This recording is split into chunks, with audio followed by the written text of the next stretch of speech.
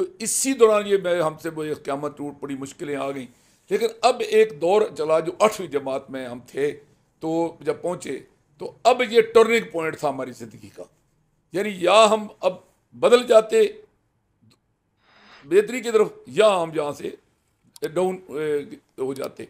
तो इधर मेरा भाई थोड़ा सा ताकत पकड़ चुका था, तो उसने मुझे कहा कि भाई मैं मेहनत करूँगा, घर में घर के निज़ाम को चलाऊँगा।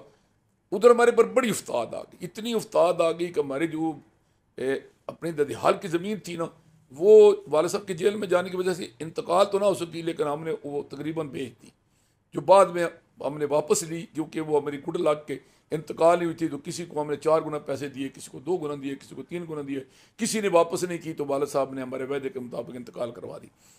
तो हमारे नानी की ज़मीन पर गुजारा होता था। हमारा जो ज़ाती मकान था जिसमें मैं पैदा हुआ था, वो मकान भी हमारा फ़रोख्त हो गया। तो मेरे वो हम साहिब हैं, अपना बट्टी बिरादरी हैं, पहले वो बढ़ियों वाला काम करते थे, ज़िम्मेदारी का भी काम करते थे, बड़े अच्छे लोग थे। चाचा सराजदीन, मिस्त्री सराजदीन, तो वो उनके उनके साथ वो मिलकर मलिका था, तो उन्होंने हमसे ख़रीदा। एक हिस्सा जो है था वो चाचा फ़रोज़ लोहार ने ख़रीदा। तो मैंने पादपुर को बड़ा कहा कि यार जिन्हें मर्जी है पैसे ले लें, ये मेरा जो है ना भाई घर वापस कर दे। तो उन्होंने मुझे कहा कि नहीं यार, ये हमारे असल में जो वहाँ जो लाइन खींची जाती है ना, उसमें सीधा हमारे एरिया में ये आते हैं। तो असल में जब हमारे जद्दे अमजद आए थे ना डूडी फौरा से दौलतपुर, तो इन्होंने ज़्यादातर कोशिश ये की थी कि मुख्तलिफ़ गाँव से अपने तल्लक वाले लोग जो थे ना, प्रोफेशनल, मतलब जो गाँव में काम करने वाले होते हैं, मतलब को बढ़ई का काम, को लोहारों का काम, को तेलियों का, को मुछियों का, को नाइयों का, को जुलों का, तो ये ज़्यादातर अपने लाए थे। मसलन हमारे गांव में जो बाद में मैं उसी ख़ानदान ने तबाह भी किया, मेरा भाई कत्ल किया। तो जो मुसल्ली थे वो हम जो है ना वो सोवाल समनवार से लाए थे, और जो माछी थे वो हम पिंडी बिकतिल से लाए थे। तो इस तरह वो हम लोग लाए थे ना बाहर से। तो वो भी इन लोगों के साथ पहले हमारा रवैया भी इतना अच्छा था कि बहुत तल्लक था, तो हमने फिर जोर भी नहीं दिया। तो इन मुश्किल हालात में उधर मैं 8वीं पहुंच गया। अब मेरा भाई थोड़ा सा ताकत पकड़ चुका था, वो हल भी खुद चला लेता था, लेकिन मैंने उसका साथ नहीं छोड़ा। मैं सुबह आता था, उसको हल में भी मदद करता था, माल मछली पहाड़ में ले जाता था, घास भी काटता था, पहाड़ से लकड़ियाँ भी लाता था। और इस मामले में हमारे साथ जो तामन किया हमारे रिश्तेदारों ने नहीं किया। हमारे जो अपनी फपरा बरादरी के ददियाल में के हमारे रिश्तेदार थे ना, उन्हें हमारे साथ जिस तरह करना चाहिए था तो नहीं किया। बस उन्होंने ना हमारी बस जनाब ना लेबा पोती की, असल हमारे साथ तामन किया अल्हम्दुलिल्लाह। जो चाचा गुलाम हैदर तारड़ था और उसका भाई था लाल खान, इन्होंने हमारे साथ तामन किया कि 2 उनके अपने हाल थे, तीसरा हमारा बना लिया। मेरे भाई को वो ज़मीनों पे सुला देते थे, जब उसकी नींद पूरी जाती थी फिर कहते थे अच्छा तू हाल चला। तो 3 हाल होते थे, वो अपनी ज़मीन भी और हमारी ननियाल वाली जो हमारी ज़मीन थी वो भी काश करते थे। हमारे दाने आने शुरू हो गए, गायें हमारी उन्हीं भैंसों की जगह पर गायें आ गई। तो इस तरह मैं वो रेबड़ शेबड़ भेड़ बकरियों के बिक गए, वो जो ज़्यादा माल पोशी था वो ख़त्म हो गया। दादाजी अल्लाह को पहले वाला साहब के केस से पहले फौत हो चुके थे, पाया भी जा चुके थे। अब जो एक चाचा था वो तो उधर शागमीर में था, तो उधर 2 ही थे, वो जेल में थे। मेरा चाचा का बेटा जो है ना वो गाँव छोड़ के चला गया, वो मफकूद खबर हो गया, पता ही नहीं कि किधर गया है। बाद में बड़ा अरसा के बाद जब हम पे वक़्त तब्दील हुआ, तिलकल अय्याम नदाविला बैना नास, हम इंसानों में दिनों को बदलते रहते हैं। अल्लाह ताला ने दिन को बदला तो मैंने उसको तलाश करता करता मैं जनाब उसको सिंध से मुझे मिला। फिर हम उसको लाए, उसकी शादी की। अब उतना घर में होता है, उससे बे औलाद है, उसका बेटा है, होगा उससे बेटा है। लेकिन वो भी इतना हालात ज़माना से घबराया कि घर छोड़ के चला। लेकिन मेरा जो भाई था ना, वो छोटा था लेकिन वो उससे भी और मुझसे ज़्यादा जुर्मंद था, हौसले वाला था, बहादुर आदमी था कि वो इस हालात का मुकाबला करता रहा।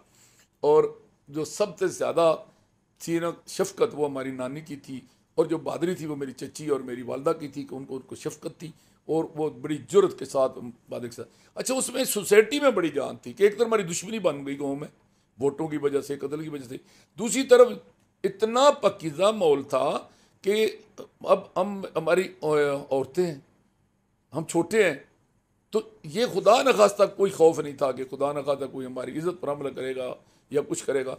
मैं आपको बता दूं कितना लोग कितने शफीक थे कि हमारा ना जो गली हमारी उसमें जाए ना तो आगे से बंद है, तो उसमें 3-4 ही घर थे। एक हमारा था, एक हमारे चाचा का था, उससे आगे एक बाबा बख्श था, वो ये खड्डी पर कपड़ा बुनते थे, तो उनको जुलाई कह लें, कसबी कह लें, पौली कह लें, तो वो उनकी नरीना औलाद नहीं है, उनके नवासों ने बड़ी तरक्की की है। तो माँ बागा थी उनकी बेगम, और वो बाबा बख्श थे, वो खड्डी बुनते थे। उससे आगे हमारे उस्ताद जी का घर था, मास्टर फकीर साहब का, उनको भी अल्लाह ने बड़ा नवाजा, आज उनके बेटे पोते डॉक्टर, इंजीनियर, कैप्टन, मेजर हैं। तो वो जो ना पूरे ना वो चारों घरों की कोई चार दीवारी नहीं थी, सेम तकरीबन हमारा एक था। वो कोने में एक घर है, दूसरा इधर है, तीसरा है इधर, आगे गली में बेमकसद बंदा कोई नहीं जा सकता, उसी ने जाना है जिसका इन चार घरों के साथ काम। तो मुझे ना याद है कि मैं रात को ना बताया बताया ना कि मैं रात को बैठ के पढ़ता था सारी सारी रात। सर्दियों का मौसम था तो मैं रात को बैठ के दिया जला के पढ़ा था। तो मेरी नानी क्या करती थी कि वो मेरा साथ देती थी, वो चरखा काटती थी, और वो रुई काट काट के ना वो मुंडे से बनाती रहती थी कि भाई मैं इसका संग करूँगी, तो अपना जो है ना, तो साथ वो कुछ ना वो बारहमा और वो यूसुफ सुलेखा और जनाब शाहनामा इस्लाम, इस तरह की उनको चीज़ें याद थी, वो साथ ऐसा ऐसा वो तरन्नम से पढ़ती रहती थी, मैं उनके संग में बैठ के पढ़ता रहता था। तो मैं रात को नहीं, कोई मतलब इशा के बाद का टाइम था, तो मैं बाहर निकला हूँ कि मैं ना एक दफ़ा पेशाब कर लूँ तो फिर दरवाज़ा बंद करके अपना पढ़ाई करूँ। तो मैं उधर जैसे साइड पर हमारा चार दीवारी थी, उधर जब कभी गाय वगैरह बांधते थे तो उस साइड ही पर ना हमारा जो था ना ओपन एक किस्म का बाथरूम था, वहीं हम नहाते थे वगैरह, पर्दा करके वहीं पेशाब शू करते थे। तो मैं उधर गया हूँ ना, तो एक हमारी गली में गली से हमारे घर की तरफ आ रही थी खातून, माई साहिबा, माई माँ थी वो भी हमारी, हमारी दादी नानी की अमर, वो अपना जो थी ना वो बेगा, उनका नाम था बेगा, यानी ये नाम रखते हैं बेगो बिनू, बागे बुलाते बेगा हैं।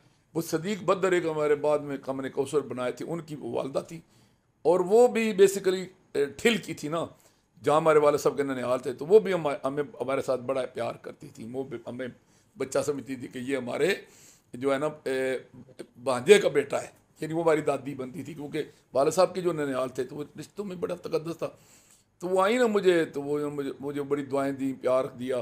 तो साथ ही ना वो आगे गई, उन्हें जाना था उधर बाबा बख्श के घर, कोई उनको काम होगा, वो चूँकि बाबा बख्श वगैरह केस वगैरह बाहर से तलक वाले बंदे उनको दे जाते थे, तो वो पूछने आएंगे कि तैयार हो गए नहीं हुए। तो वो आई ना, तो आगे बाबा बख्श जो था वो सेन में सोया हुआ था। मैं आपको बताऊं कि कितना सोसाइटी में एक दूसरे के साथ हमदर्दी थी।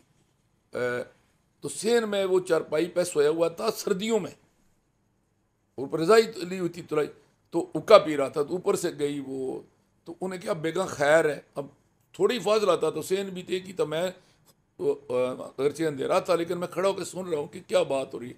तो वो कहती है बख्शा, ओ बाबा ओ भाई बख्शा, तू इस पाले विच बाहर क्यों सुते हैं, यानी आप इस सर्दी में बाहर क्यों सोए हुए हो। मैं कहता हूँ इस पर करोड़ों किताबें लिखी जा सकती हैं इस एक फिक्रे पर। मैं समझता हूँ वो उस वक़्त का ईद ही था जो इंसानों के साथ मोहब्बत करने वाला। तो उसने पता क्या कहा, नहीं हमारी बिरादरी और नहीं हमारी क्लास, नहीं हमारी रिश्तेदारी, नहीं हमारे साथ कोई तल्लक, एक हमसाये का रिश्ता था, हम ज़मींदार थे, वो गैर पेशा बिरादरी से थे, हमारी दूर दूर तक कोई चांस नहीं था रिश्तेदारी का। लेकिन कितने अजीम लोग थे। वो कहता है बेगा, जदों दे मेरे गुआढ़ी जेल गए ना, सर्दियां हो या गर्मियां, मैं अंदर नहीं सोंदा, मैं वेड़े सोना, यानी जब से मेरे हमसाए जेल में गए हैं मैं अंदर नहीं सोता, सर्दियों या गर्मियों में सेर में सोता हूँ। उसने कहा क्यों, कहता है कि उनके छोटे बच्चे हैं और उनकी बीवियां जवान हैं, कोई कुत्ता बिल्ला इधर मुंह करे तो मेरी मेरी जान से गुजर के जाएगा। दादा लगा लें कितने अजीम लोग थे। तो उस उनकी जो अपने नवासे वगैरह हैं ना, बाद उनमें से मेरे साथ उन्होंने ज़िंदगी में बड़ी ज्यादतियाँ भी की हैं, लेकिन मैं उनके जो भाई के पोते हैं उन बड़ी उनके से मेरे साथ बाद दफ़ा गाँव के माहौल में आकर, लोगों के कहने पर आकर उन्हें मेरे साथ बाद मामले में ज्यादतियाँ की। लेकिन मैं उनको इतने प्यार से देखता हूँ, कभी मुझे गुस्सा नहीं उन पर आता।